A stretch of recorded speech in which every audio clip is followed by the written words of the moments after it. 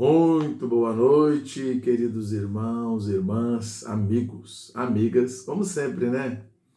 Todos aqueles alunos, alunas, todos que têm visto, assistido esses vídeos, estamos aqui mais uma vez.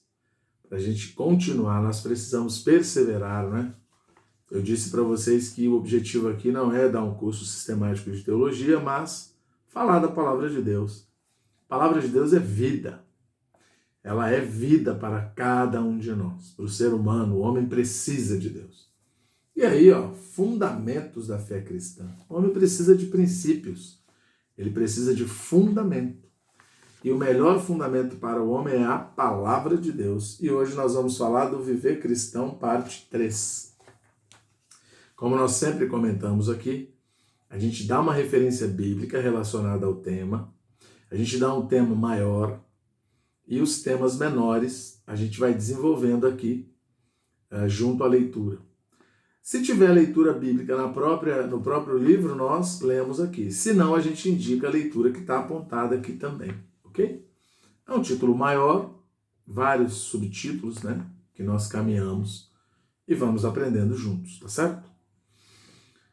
Leituras base para essa lição.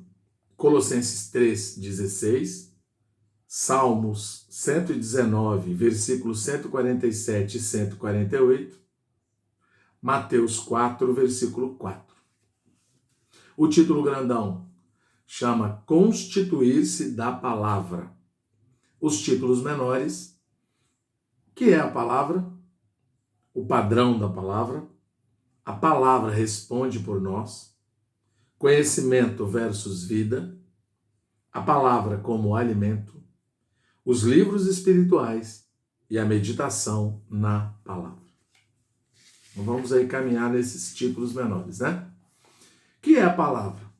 Começa com essa pergunta. A palavra de Deus é o próprio Deus. Onde que está escrito isso? João 1:1. Né? No princípio era o verbo, e o verbo estava com Deus, e o verbo era Deus. Certo? E habita em nós, Colossenses 3,16, para ser a nossa vida, João 6,63.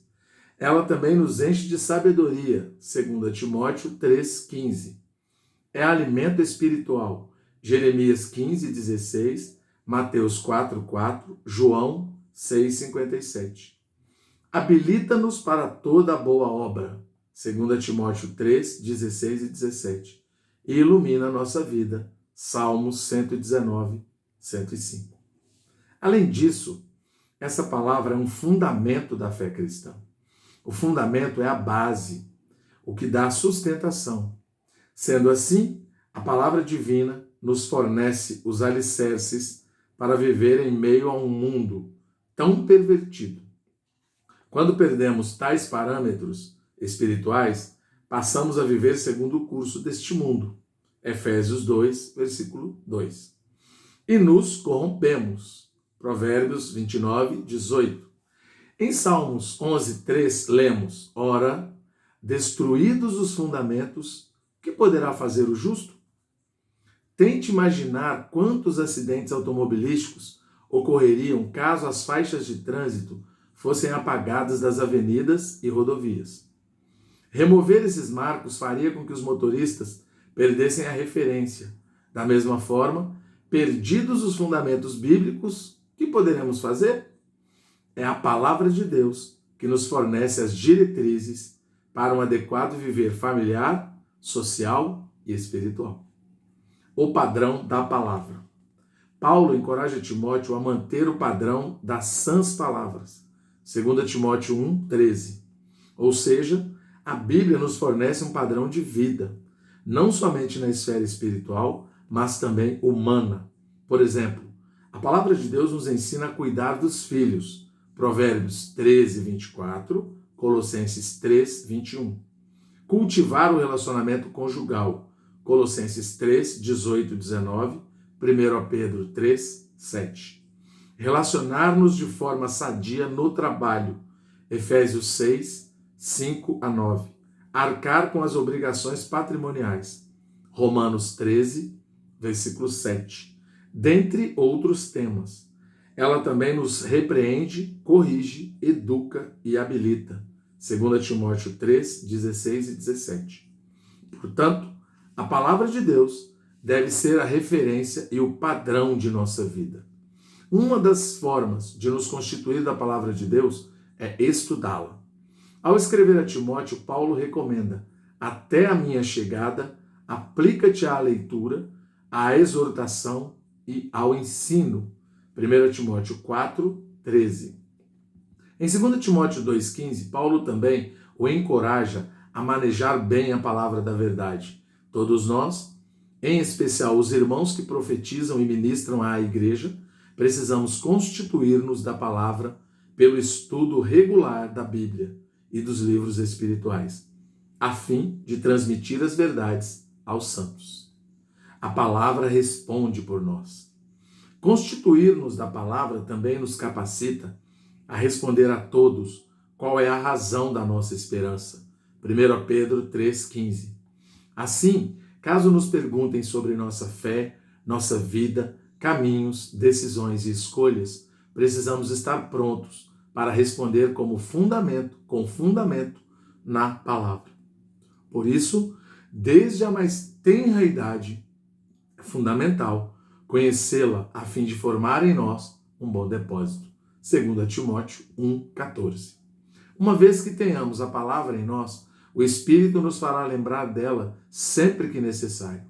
Mas o Consolador, o Espírito Santo, a quem o Pai enviará em meu nome, esse vos ensinará todas as coisas e vos fará lembrar de tudo o que vos tenho dito. João 14, 26. Portanto, o Espírito só poderá nos lembrar das palavras que já estejam constituídas em nosso interior. Conhecimento versus vida. Apesar de importante, o simples conhecimento bíblico pode não ser suficiente para trazer mudanças efetivas à nossa vida. Em João 5, 39 e 40, Jesus faz uma severa advertência.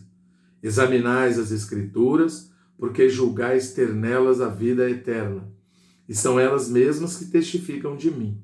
Contudo, não quereis vir a mim para terdes vida. Esse é um risco, de só conhecer. Por exemplo, podemos conhecer diversos versículos e passagens bíblicas sobre a oração, mas se esse conhecimento não nos levar a orar, de pouco vale.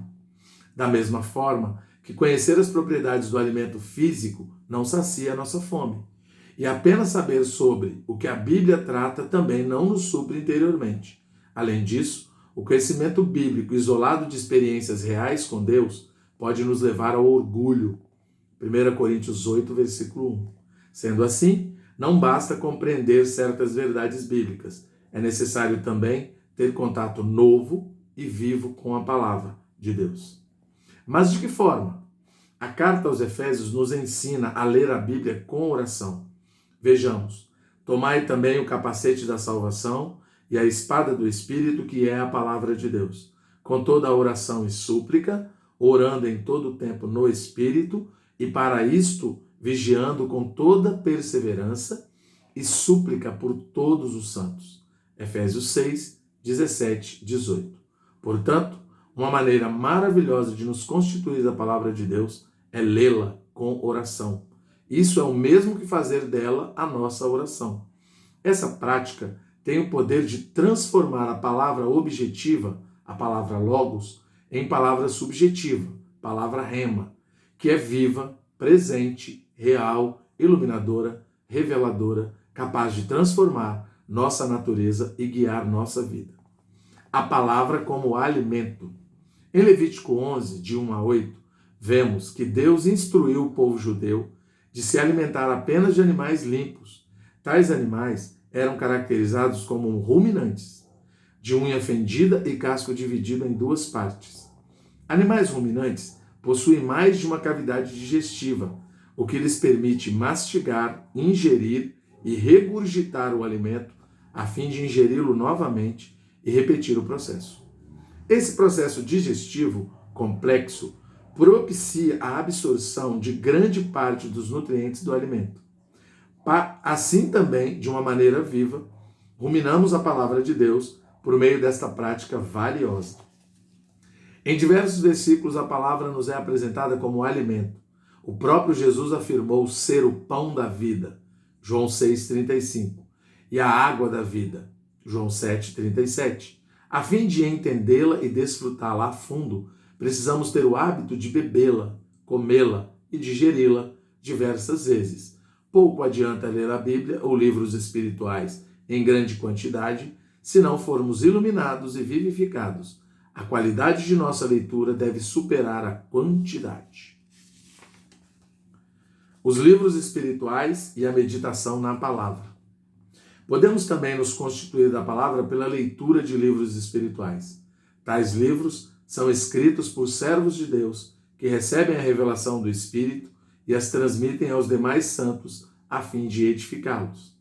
A leitura dos livros espirituais é fundamental, pois além de nos explicar as verdades bíblicas, encoraja-nos a prosseguir pelas experiências que esses irmãos tiveram com Deus. Há muito que aprender com o testemunho de vida de outros santos. O próprio apóstolo Paulo escreveu: "Sede meus imitadores, como também eu sou de Cristo." 1 Coríntios 11, versículo 1. Ao contemplar a fidelidade de Deus e o poder infalível de sua palavra na vida de outras pessoas, somos motivados a procurar experiências semelhantes. Isso é, de fato, encorajador. Por fim, após a leitura da Bíblia ou de algum livro espiritual, é muito importante meditar sobre o que foi lido. Davi fez a seguinte oração no Salmo 19,14. As palavras dos meus lábios e o meditar do meu coração sejam agradáveis na tua presença, Senhor, rocha minha e redentor meu. Em Colossenses 3,2, lemos: pensai nas coisas lá do alto, não nas que são aqui da terra.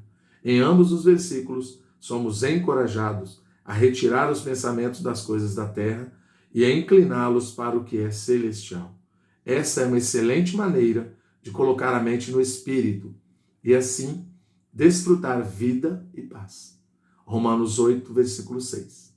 Não sejamos superficiais em nossa busca. É necessário refletir sobre a palavra que lemos, que temos recebido, e buscar a direção prática do Espírito para a nossa vida. Que o Senhor desperte em nós fome e sede pela palavra. A minha alma tem sede de Deus, do Deus vivo. Quando irei e me verei perante a face de Deus? Salmos 42, versículo 2. Deus abençoe. Espero que vocês tenham entendido essa lição, tenham ganhado alguma coisa da palavra de Deus e que o Senhor Jesus seja o centro do nosso viver. Boa noite.